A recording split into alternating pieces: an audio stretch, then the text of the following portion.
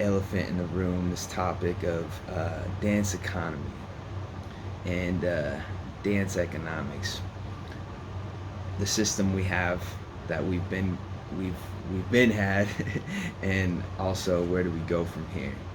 And I can't really say put any type of value on the that dance has brought to my life.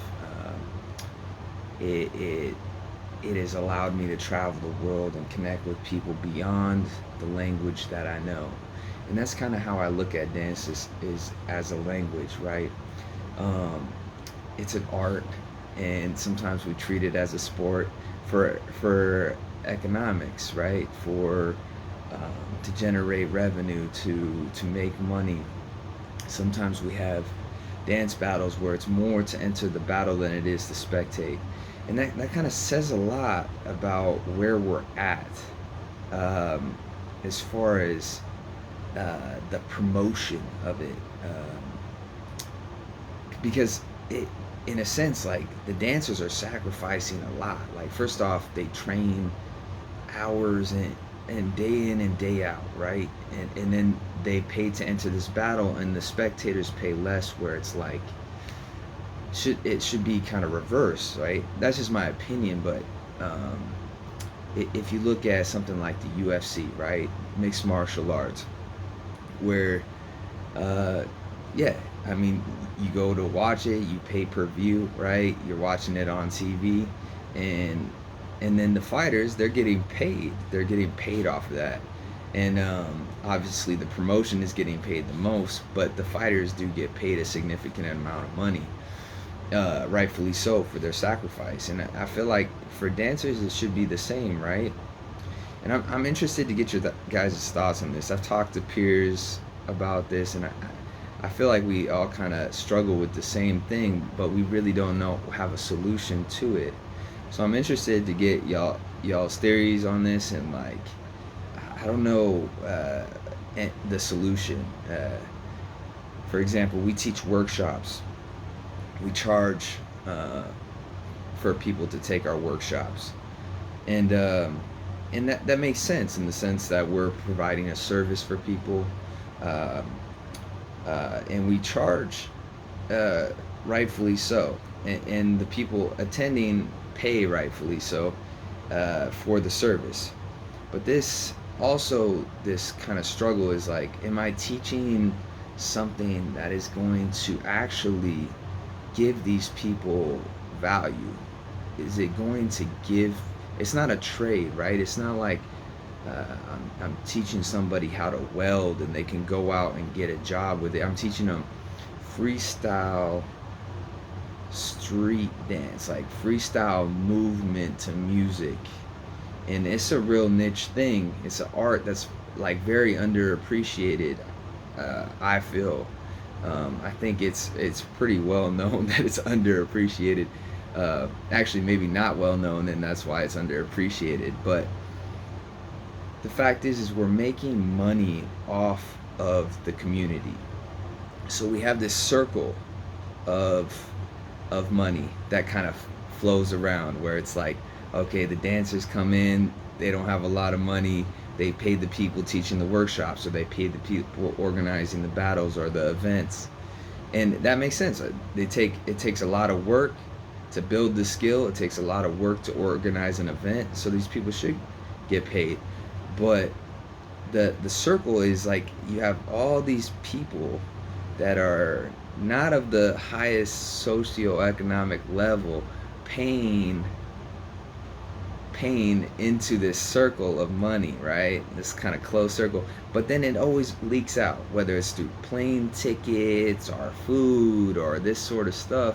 So it never, it doesn't, it's like kind of, it feels unsustainable to me. So I'm curious to hear what you guys think as far as this. Is like, we're always just making money off of each other, and yet there's never any big influx of money. When you think of things like the UFC and the promotion and all that sort of stuff, you have sponsors, you have, like, you're giving people entertainment value, which we are too. But maybe it's the promotion, like the the sponsors that we're missing, and I'm not exactly sure how we can get that involved. Obviously, we get sponsors occasionally, um, but this thing I think we all kind of struggle with as far as how can we grow this to be more, right? And I'm not saying it has to be more, because for me it's so intrinsically valuable to dance, to express myself. I can't say I can't put a value on how much it's giving me, right? So if we treat it as a language, dance as a language, and we're teaching it like a language, so we're teaching people to learn this language in the sense that it can produce intrinsic value. It's like a spiritual path, right? Or an enriching experience, or a language that you can go and communicate around the world with people that are find people that are like-minded. These are all things that are very valuable, but not monetarily. So is there a way that we can make it sustainable for people to compete in battle, to perform, to teach?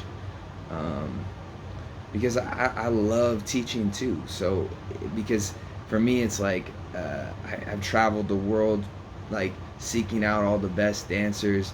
I've had the pleasure of having long discussions with people, and I want to share that information. And when I share that information, I see the light bulbs go off in people. Things start to make sense. It's very yeah, it's something like people have been struggling with, and then I get to maybe aid them on their path, and that's super enriching for me. And I wish that was more sustainable.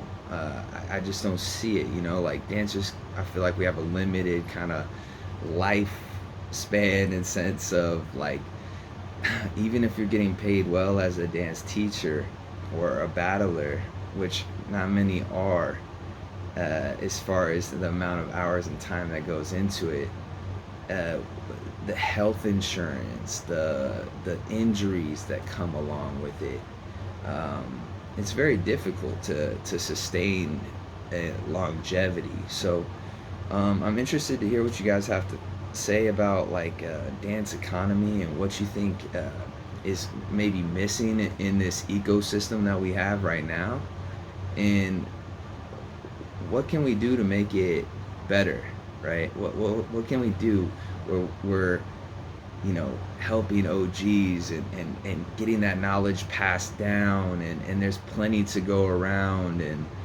you got the new school guys that have different creative ideas that they want to share, but maybe the market is already tapped because it's so finite. So yeah, anyways, if you got time, comment below and just let me know what you think. It's just something been on my mind. Thought I'd spark the discussion.